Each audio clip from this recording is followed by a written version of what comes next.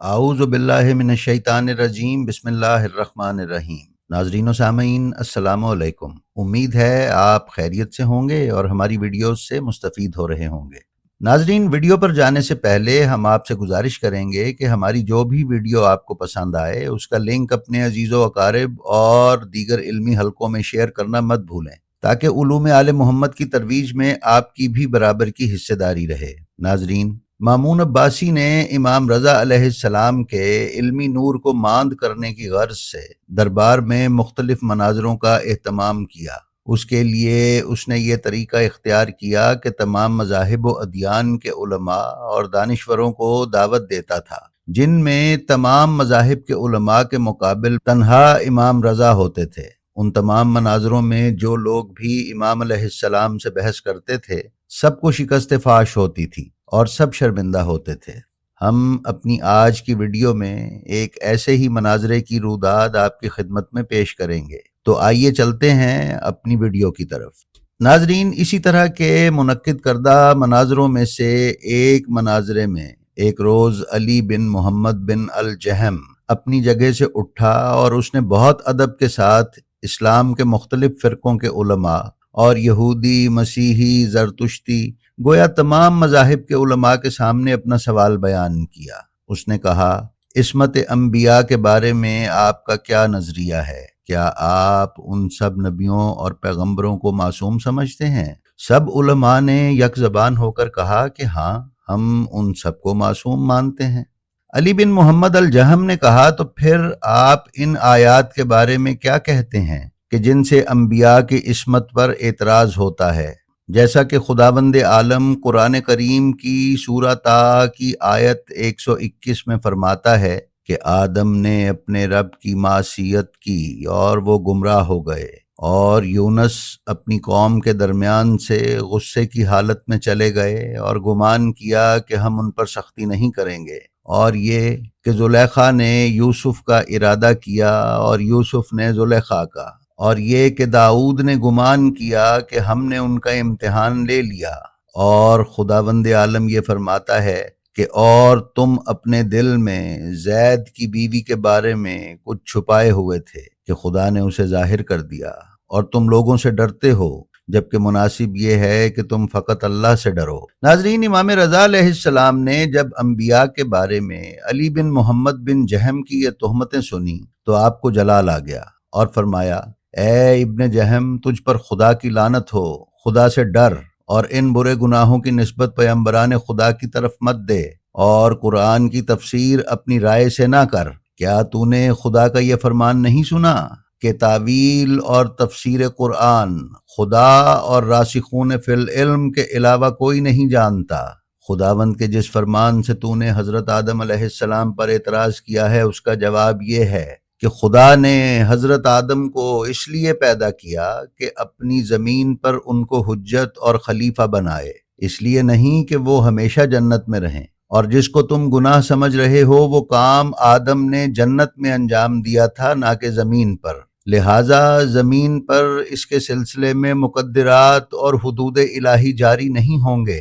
بس جب آدم زمین پر آئے اور خدا کی حجت اور خلیفہ مقرر ہو گئے تو ان کو عصمت بھی عطا کی گئی، جس کی دلیل یہ آیت ہے کہ خداوند عالم نے آدم، نوح اور خاندان ابراہیم و خاندان عمران کو تمام عالمین میں چن لیا۔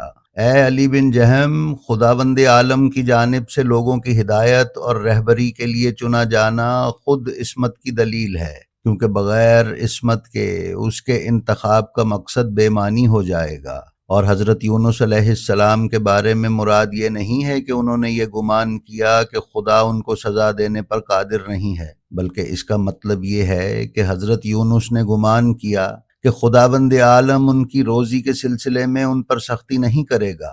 کیا تو نے خداوند عالم کا قول نہیں سنا؟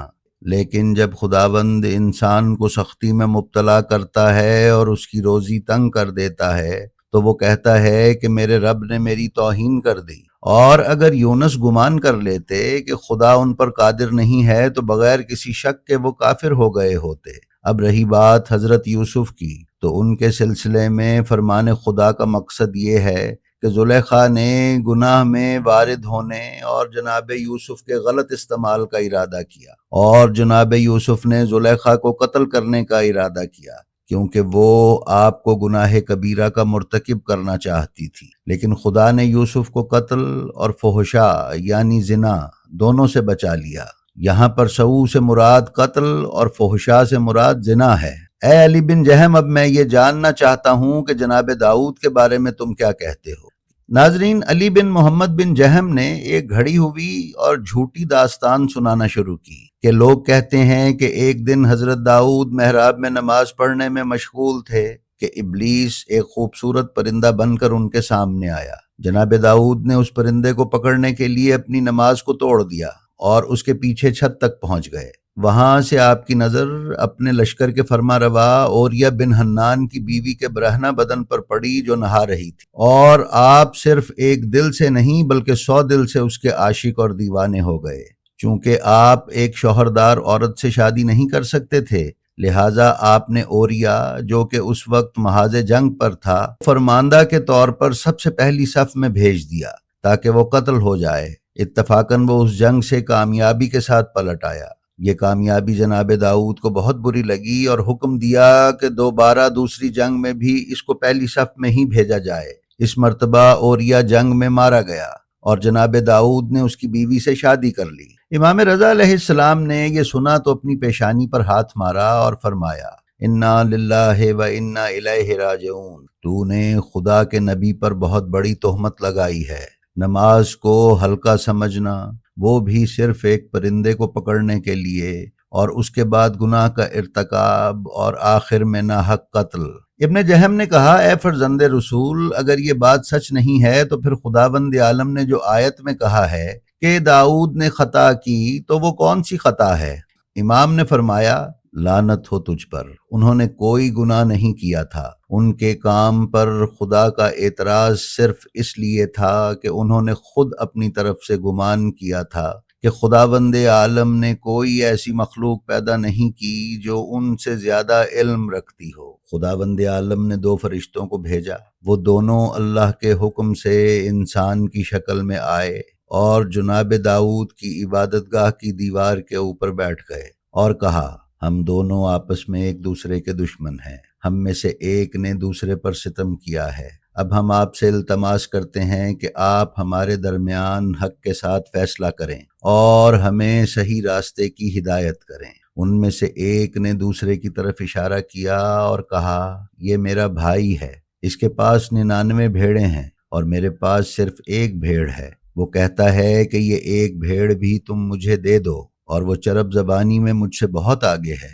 جناب داؤد نے جلدی کی اور بغیر گواہی طلب کیے اس کے دوسرے بھائی پر حکم لگاتے ہوئے کہا، تمہارا بھائی تم پر ستم کر رہا ہے کہ تم سے تمہاری بھیڑ مانگ رہا ہے۔ داؤد کی خطا صرف ان کے فیصلہ کرنے میں تھی، وہ خطا نہیں تھی جو تو سمجھ رہا ہے، جس کی دلیل خداوند عالم نے اس آیت میں پیش کی ہے کہ اے داؤد، ہم نے تم کو زمین پر اپنا خلیفہ اور نمائندہ بنا کر بھیجا ہے، بس تم لوگوں کے درمیان حق کے ساتھ فیصلہ کرو اور خواہشات نفس کی پیروی نہ کرو۔ اگر داؤد اتنا بڑا گناہ کرتے تو پھر خدا ان کو اتنا بلند مقام کیسے عطا کر سکتا تھا؟ ناظرین، علی بن محمد بن جہم بہت بدحواس ہو گیا۔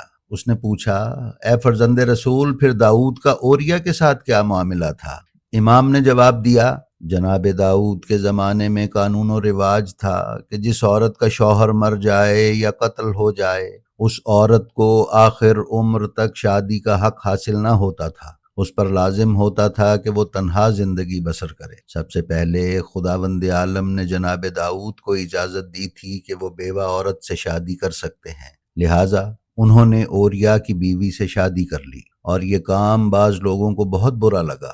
رہی بات حضرت محمد صلی اللہ علیہ وآلہ وسلم کی کہ خداوند عالم نے ان کے بارے میں فرمایا ہے کہ تم نے اپنے دل میں کچھ چھپا رکھا تھا، خدا نے اس کو ظاہر کر دیا۔ تو اس کا ماجرا اس طرح سے ہے کہ خداوند عالم نے پیغمبر صلی اللہ علیہ وآلہ وسلم کی دنیا اور آخرت کی تمام بیویوں جو کہ مومنین کی مائیں ہیں اور پیغمبر صلی اللہ علیہ وآلہ وسلم کے بعد کوئی ان سے شادی نہیں کر سکتا کے نام بتا دیے تھے۔ ان میں سے ایک نام زینب بنت جہش کا بھی تھا، جبکہ اس زمانے میں زینب آپ کے منہ بولے بیٹے زید کی بیوی تھیں، اور پیغمبر صلی اللہ علیہ وآلہ وسلم اس خوف سے کہ کہیں منافقین یہ نہ کہیں کہ آپ ایک شوہردار عورت کا نام اپنی بیوی کے حوالے سے ذکر کرتے ہیں اور آپ کی نظریں اس کی طرف جمی ہوئی ہیں، زینب کے نام کو اپنے دل میں پوشیدہ رکھے ہوئے تھے، یہاں تک کہ زید نے پیغمبر صلی اللہ علیہ وآلہ وسلم کی نصیحتوں پر عمل نہ کیا کہ وہ اپنی بیوی کو اپنے ساتھ رکھتے اور اپنی بیوی زینب کو طلاق دے دی، تو پیغمبر صلی اللہ علیہ وآلہ وسلم کو اللہ کا حکم ہوا کہ زینب سے شادی کر لیں، تاکہ منہ بولے بیٹے کی بیوی سے شادی کرنا مومنین کے لیے مشکل نہ ہو۔ لیکن پھر بھی پیغمبر صلی اللہ علیہ وآلہ وسلم منافقین کی سازشوں سے فکر میں ڈوبے ہوئے تھے، لہٰذا خدا نے فرمایا تم خدا کے سوا کسی سے کیوں ڈرتے ہو؟ بہتر یہ ہے کہ صرف خدا سے ڈرو اور اس کے حکم کو بجا لاؤ، اور تم یہ بھی جان لو کہ 3 شادیوں کا حکم خود پروردگار نے دیا ہے۔ نمبر 1، حضرت آدم کی شادی حضرت حوا سے ہے۔ نمبر 2، زینب بنت جہش کی شادی رسول اکرم صلی اللہ علیہ وآلہ وسلم سے، اور نمبر 3، حضرت فاطمہ الزہرا سلام اللہ علیہا کی شادی حضرت علی علیہ السلام سے۔ ناظرین، جب امام رضا علیہ السلام کا بیان یہاں تک پہنچا تو علی بن جہم رونے لگا اور کہا، اے فرزند رسول، میں خداوند عز و جل کی بارگاہ میں توبہ کرتا ہوں اور وعدہ کرتا ہوں کہ آج کے بعد انبیاء کے بارے میں صرف وہی کہوں گا جو آپ نے فرمایا ہے، اور اس کے سوا کچھ نہیں کہوں گا۔ ناظرین، اس ویڈیو کی تیاری میں جن کتابوں سے مدد لی گئی وہ یہ ہیں: قرآن مجید، شیخ صدوق علیہ الرحمہ کی عیون اخبار الرضا، علامہ محمد باقر مجلسی کی بحار الانوار، اور امالی شیخ صدوق۔ تو ناظرین، ہمیں امید ہے کہ ہماری آج کی ویڈیو بھی آپ کو پسند آئی ہوگی۔ اسی طرح کی دلچسپ ویڈیوز دیکھتے رہنے کے لیے ہمارا چینل دیکھتے رہیے اور اس کا تعارف دوسروں سے بھی کرواتے رہیے۔ اپنا بہت سا خیال رکھیے اور خلق خدا میں آسانیاں تقسیم کرتے رہیے۔ السلام علیکم۔